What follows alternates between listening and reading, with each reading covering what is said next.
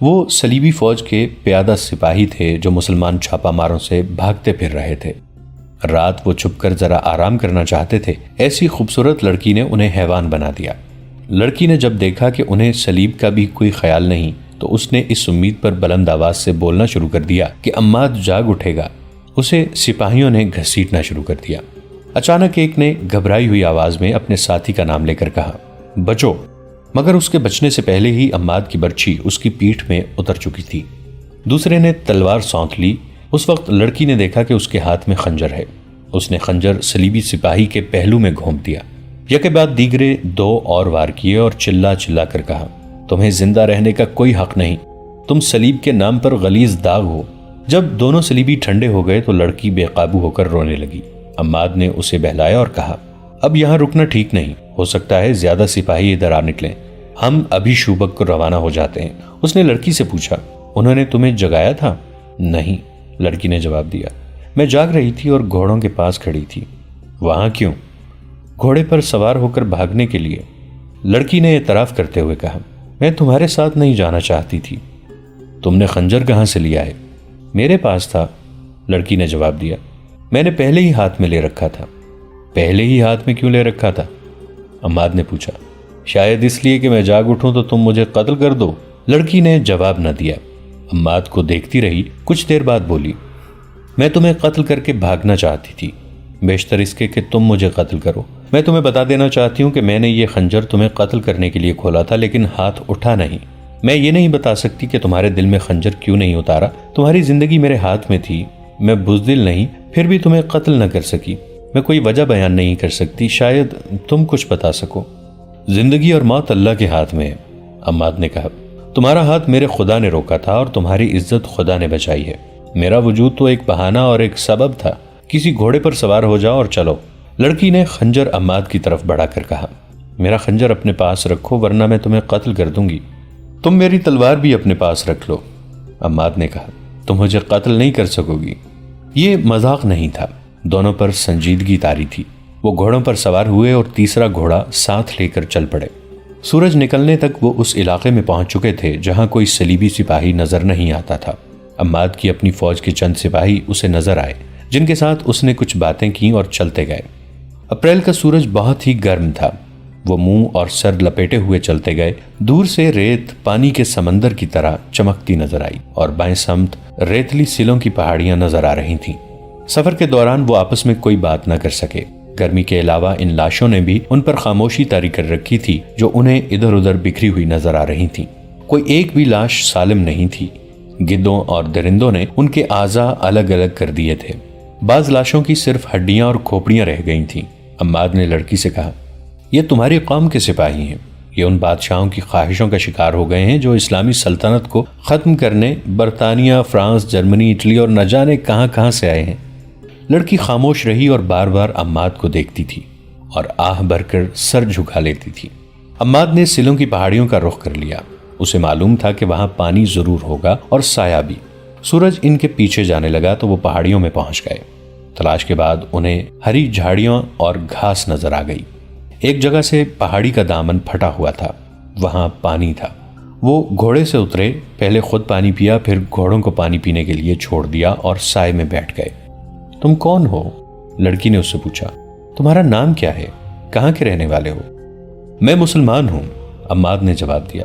میرا نام عماد ہے اور میں شامی ہوں۔ رات خواب میں تم کسے یاد کر رہے تھے؟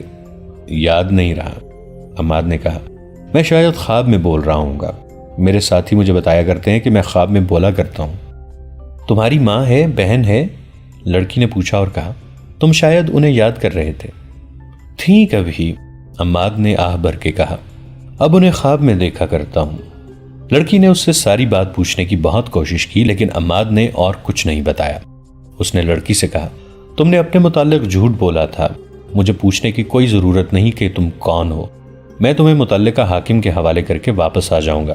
اگر سچ بول سکو تو اپنے متعلق کچھ بتا دو، لیکن یہ نہ کہنا کہ تم ان صلیبی لڑکیوں میں سے نہیں ہو جو ہمارے ملک میں جاسوسی کے لیے آتی ہیں۔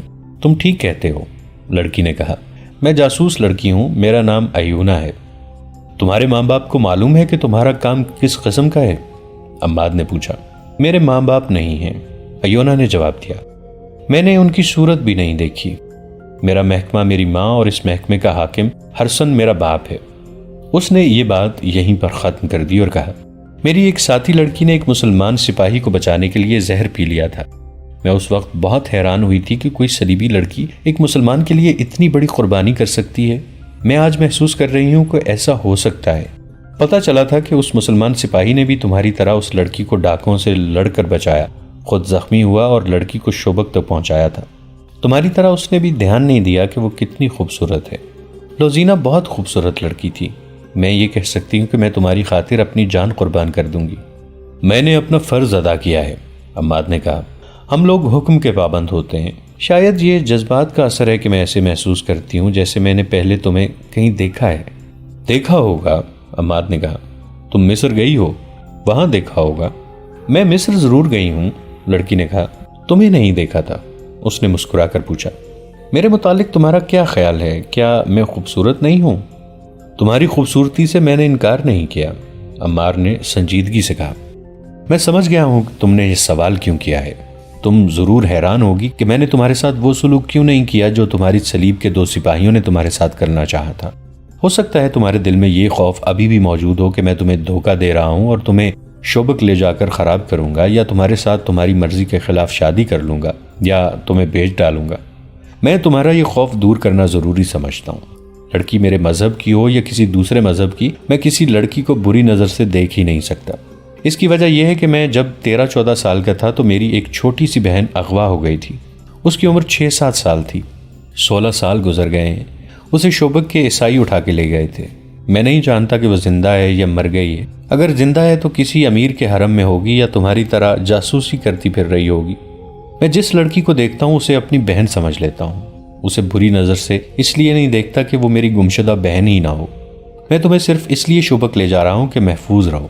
میں جانتا تھا کہ صحرا میں اکیلے جانے اور پیدل چلنے سے تمہارا کیا حشر ہوتا، اور تم کسی کے ہاتھ میں پڑ جاتی تو تمہارا حال وہی ہوتا جو تمہارے اپنے صلیبی بھائی کرنے لگے تھے۔ مجھے اپنی خوبصورتی کا احساس نہ دلاؤ، میں اس احساس کے لحاظ سے مردہ ہوں۔ مجھے لذت ان صحراؤں میں صلیبیوں کے تعاقب میں گھوڑا دوڑاتے اور ان کا خون بہاتے ملتی ہے۔ لڑکی اسے عجیب سی نظروں سے دیکھ رہی تھی۔ اس کی آنکھوں میں پیاس کا تاثر تھا۔ اس کے ساتھ ایسی باتیں کسی نے نہیں کی تھیں۔ اسے بے حیائی اور عیاری کے سبق دیے گئے تھے، اور اس کی باتوں اور چال ڈھال میں بڑی محنت سے جنسی کشش پیدا کی گئی تھی۔ اسے ایک بڑا ہی خوبصورت فریب بنایا گیا تھا۔ اس پر حسن اور شراب کا نشہ طاری کیا گیا تھا۔ اسے عصمت کے موتی سے محروم رکھا گیا تھا، اور وہ اس ٹریننگ کے بعد اپنی ساتھی لڑکیوں کی طرح اپنے آپ کو مردوں کے دلوں پر راج کرنے والی شہزادی سمجھنے لگی تھی۔ اسے یہ بھی یاد نہیں رہا تھا کہ اس کا گھر کہاں ہے اور اس کے ماں باپ کیسے تھے۔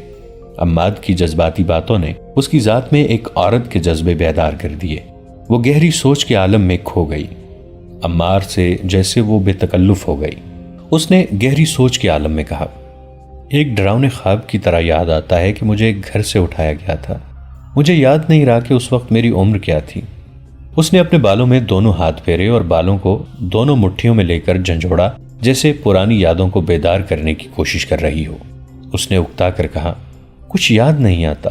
میرا ماضی شراب اور عیش و عشرت اور حسین عیاریوں میں گم ہو گیا ہے۔ میں نے کبھی بھی نہیں سوچا کہ میرے والدین کون تھے اور کیسے تھے۔ مجھے کبھی ماں باپ کی ضرورت محسوس ہوئی ہی نہیں۔ میرے اندر جذبات ہی نہیں تھے۔ مجھے معلوم ہی نہیں کہ مرد باپ اور بھائی بھی ہو سکتا ہے۔ مرد مجھے اپنی تفریح کے لیے استعمال کی چیز سمجھتے ہیں، لیکن میں مردوں کو استعمال کرتی ہوں۔ جس پر میری خوبصورتی اور میری جوانی کا نشہ طاری نہ ہو، اسے میں حشیش اور شراب سے اپنا غلام بنا لیا کرتی ہوں۔ مگر اب تم نے جو باتیں کی ہیں انہوں نے مجھ میں وہ حصے بیدار کر دی ہیں جو ماں باپ بہن اور بھائی کے پیار مانگتی ہیں۔ اس کی بے چینی بڑھتی گئی۔ وہ رک رک کر بولتی رہی، پھر بالکل ہی چپ ہو گئی۔ کبھی عماد کو ٹکٹکی باندھ کر دیکھنے لگتی اور کبھی اپنے سر پر ہاتھ رکھ کر اپنے بال مٹھی میں لے کر جھنجھوڑنے لگتی۔ وہ دراصل گمشدہ ماضی اور حال کے درمیان بھٹک گئی تھی۔ عماد نے جب اسے کہا کہ اٹھو چلیں تو وہ بھولے بھالے معصوم سے بچے کی طرح اس کے ساتھ چل پڑی۔ ان کے گھوڑے انہیں پہاڑی علاقے سے بہت دور لے گئے تو وہ بھی عماد کو دیکھ رہی تھی۔ صرف ایک بار اس نے ہنس کر کہا، مرد کی باتوں اور وعدوں پر میں نے کبھی اعتبار نہیں کیا۔ میں سمجھ نہیں سکتی کہ میں کیوں محسوس کر رہی ہوں کہ مجھے تمہارے ساتھ جانا چاہیے۔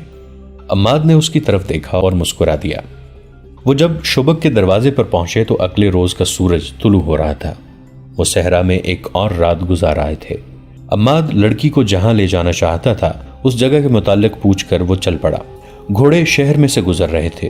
لوگ ایونا کو رک رک کر دیکھتے تھے۔ چلتے چلتے عماد نے ایک مکان کے سامنے گھوڑا روک لیا اور بند دروازے کو دیکھنے لگا۔ ایونا نے اس سے پوچھا، یہاں کیوں رک گئے؟ اس نے جیسے کچھ سنا ہی نہ ہو۔ دروازے کے قریب جا کر گھوڑے پر بیٹھے بیٹھے اس نے دروازے پر آہستہ آہستہ 2-3 ٹھوکریں ماری۔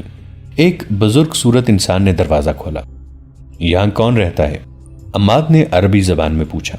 کوئی نہیں، بوڑھے نے جواب دیا۔ عیسائیوں کا ایک خاندان رہتا تھا، ہماری فوج آ گئی تو پورا خاندان بھاگ گیا، اب آپ نے اس پر قبضہ کر لیا ہے۔ بوڑھا ڈر گیا۔ اس نے دیکھا کہ یہ سوار فوجی ہے اور اس سے باز پرس کر رہا ہے کہ عیسائی کے مکان پر اس نے کیوں قبضہ کر لیا ہے، جبکہ سلطان ایوبی نے منادی کے ذریعے حکم جاری کیا ہے کہ کسی مسلمان کی طرف سے کسی عیسائی کو کوئی تکلیف نہ پہنچے ورنہ سخت سزا دی جائے گی۔ بوڑھے نے کہا، میں نے قبضہ نہیں کیا، اس کی حفاظت کے لیے یہاں آ گیا ہوں، میں اسے بالکل بند کر دوں گا۔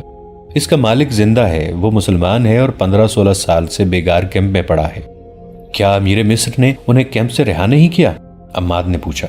وہاں کے مسلمان اب آزاد ہیں لیکن ابھی کیمپ میں ہی ہیں، بوڑھے نے جواب دیا۔ ان سب کی حالت اتنی بری ہے کہ قابل احترام سالار اعظم ایوبی نے ان کے لیے دودھ، گوشت، دوائیوں اور نہایت اچھے رہن سہن کا انتظام وہیں کر دیا ہے۔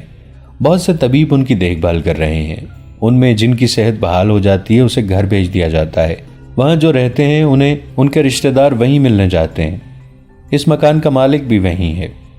ایک تو اس کا بڑھاپا ہے اور دوسرے کیمپ کی 15-16 سالوں کی اذیتیں۔ بیچارہ صرف زندہ ہے، میں اسے دیکھنے جایا کرتا ہوں، امید ہے صحت یاب ہو جائے گا۔ میں نے اسے بتا دیا تھا کہ اس کا مکان خالی ہو گیا ہے۔ اس کے رشتہ دار کہاں ہیں؟ عماد نے پوچھا۔ کوئی بھی زندہ نہیں، بوڑھے نے جواب دیا اور 3-4 گھر چھوڑ کر ایک مکان کی طرف اشارہ کر کے کہا، وہ میرا ذاتی مکان ہے، میں ان لوگوں کا صرف پڑوسی ہی تھا، آپ مجھے ان کا رشتہ دار کہہ سکتے ہیں۔ عماد یہ پوچھ کر کہ اندر مستورات نہیں ہیں، گھوڑے سے اتر کر اندر چلا گیا۔ کمروں میں گیا، دیواروں پر ہاتھ پھیرا۔ ایونا بھی اندر چلی گئی۔ اس نے عماد کو دیکھا، وہ آنسو پوچھ رہا تھا۔ ایونا نے آنسوؤں کی وجہ پوچھی تو اس نے جواب دیا، اپنے بچپن کو ڈھونڈ رہا ہوں، میں اس گھر سے بھاگا تھا، یہ میرا گھر ہے۔ اس کے آنسو بہنے لگے۔ اس نے بوڑھے سے پوچھا، ان کے رشتہ دار مر گئے ہیں؟ ان کی کوئی اولاد بھی تھی؟ صرف ایک لڑکا بچا تھا جو عیسائی ڈاکوں سے بچ کر میرے گھر آ گیا تھا، بوڑھے نے جواب دیا۔ اسے میں نے شام روانہ کر دیا تھا، اگر یہاں رہتا تو مارا جاتا۔ عماد کو وہ رات یاد آ گئی جب وہ اس گھر سے بھاگ کر پڑوسی کے گھر جا چھپا تھا۔ وہ یہی پڑوسی تھا، مگر اس نے بوڑھے کو بتایا نہیں کہ وہ لڑکا جسے اس نے شوبک سے شام کو روانہ کیا تھا وہ یہی جوان ہے جسے وہ یہ کہانی سنا رہا ہے۔ عماد کے لیے جذبات پر قابو پانا محال ہو گیا، لیکن وہ سخت جان فوجی تھا۔ اس نے بوڑھے سے کہا، میں اس مکان کے مالک سے ملنا چاہتا ہوں، مجھے اس کا نام بتاؤ۔ بوڑھے نے اسے اس کے باپ کا نام بتا دیا۔ عماد کو اپنے باپ کا نام اچھی طرح یاد تھا۔ اس لڑکے کی ایک بہن تھی، بوڑھے نے کہا، بہت چھوٹی تھی، اسے عیسائیوں نے اغوا کر لیا تھا۔ اسی ضمن میں اس گھر کے سارے افراد عیسائیوں کے ہاتھوں قتل ہو گئے۔ ایونا، عماد نے لڑکی سے کہا، اپنی مقدس صلیب کے پرستاروں کے کرتوت سن رہی ہو؟ ایونا نے کوئی جواب نہ دیا۔ وہ چھت کو دیکھنے لگی۔ اس نے کمرے کے دروازے کے ایک کواڑ کو بند کیا اور اس کی الٹی طرف دیکھنے لگی۔ کواڑ پر 3-4 چھوٹی چھوٹی اور گہری لکیریں کھدی ہوئی تھیں۔ وہ بیٹھ کر ان لکیروں کو بڑی غور سے دیکھنے لگی۔ عماد اسے دیکھ رہا تھا۔ ایونا لکیروں پر ہاتھ پھیرنے لگی۔ وہ اٹھی اور دوسرے کمرے میں چلی گئی۔ وہاں بھی کواڑوں پر ہاتھ پھیر کر کچھ ڈھونڈنے لگی۔ عماد نے جا کر اس سے پوچھا، کیا دیکھ رہی ہو؟ لڑکی مسکرائی اور بولی، تمہاری طرح میں بھی اپنا بچپن ڈھونڈ رہی ہوں۔ اس نے عماد سے پوچھا، یہ تمہارا گھر تھا؟ تم یہیں سے بھاگے تھے؟ یہیں سے، عماد نے جواب دیا اور اسے سنا دیا کہ کس طرح ان کے گھر پر عیسائیوں نے حملہ کیا اور اس کی ماں اور بڑے بھائی کو قتل کر دیا تھا۔ عماد بھاگ گیا اور وہ آج تک یہ سمجھتا رہا کہ اس کا باپ بھی قتل ہو گیا ہے، لیکن یہ بوڑھا بتاتا ہے کہ باپ کیمپ میں زندہ ہے۔ تم نے اس بوڑھے کو بتا دیا ہے کہ وہ لڑکے تم ہی ہو جسے اس نے پناہ دی تھی؟ میں بتانا نہیں چاہتا، اس نے تذبذب کے عالم میں کہا۔ ایونا اسے بڑی غور سے دیکھنے لگی اور بوڑھا ان دونوں کو دیکھ دیکھ کر حیران ہو رہا تھا کہ یہ دونوں یہاں کیا دیکھ رہے ہیں۔ عماد بچپن کی یادوں میں گم ہو گیا تھا۔ بوڑھے نے پوچھا، میرے لیے کیا حکم ہے؟ عماد چونکا اور حکم دینے کے لہجے میں بولا، اس مکان کو اپنی نگرانی میں رکھیں یا آپ کی تحویل میں ہے؟ اس نے ایونا سے کہا۔ آؤ چلیں۔ کیا تم اپنے باپ سے نہیں ملو گے؟ ایونا نے اس سے پوچھا۔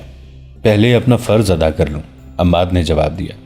مجھے ریگستان میں میرا کماندار ڈھونڈ رہا ہوگا، وہ مجھے مردہ قرار دے چکے ہوں گے، وہاں میری ضرورت ہے۔ آؤ میرے ساتھ آؤ، میں یہ امانت کسی کے حوالے کر دوں۔ لڑکیاں لڑکیاں لڑکیاں، سلطان صلاح الدین ایوبی نے شگفتہ سے لہجے میں علی بن سفیان سے کہا۔ کیا یہ کمبخت صلیبی میرے راستے میں لڑکیوں کی دیوار کھڑی کرنا چاہتے ہیں؟ کیا وہ لڑکیوں کو میرے سامنے نچا کر مجھ سے شوبک کا قلعہ لے لیں گے؟ امیر محترم، علی بن سفیان نے کہا، آپ اپنی ہی باتوں کی تردید کر رہے ہیں۔ یہ لڑکیاں دیوار نہیں بن سکتی، دیمک بن چکی ہیں اور دیمک کا کام کر رہی ہیں۔ آپ کے اور محترم نور الدین زنگی کے درمیان غلط فہمی پیدا کرنے کی کوششیں لڑکیوں کے ہاتھوں کرائی گئی ہیں، اور ان لڑکیوں نے حشیش اور شراب کے ذریعے ہمارے مسلمان حکام اور عمرا کو استعمال کیا ہے۔ یہ وہی موضوع ہے جس پر ہم 100 بار بات کر چکے ہیں، سلطان ایوبی نے کہا۔ مجھے ان لڑکیوں کے متعلق کچھ بتاؤ۔ یہ تو معلوم ہو چکا ہے کہ یہ 8 جاسوس ہیں۔ انہوں نے اب تک کوئی نیا انکشاف کیا ہے یا نہیں؟ انہوں نے بتایا ہے کہ شوبک میں صلیبی جاسوس اور تخریب کار موجود ہیں، علی بن سفیان نے جواب دیا، لیکن ان میں سے کسی کی بھی نشاندہی نہیں ہو سکتی کیونکہ ان کے گھروں اور ٹھکانوں کا علم نہیں۔ ان میں سے 3 مصر میں کچھ وقت گزار آئی ہیں، وہاں انہوں نے جو کام کیا ہے وہ آپ کو بتا چکا ہوں۔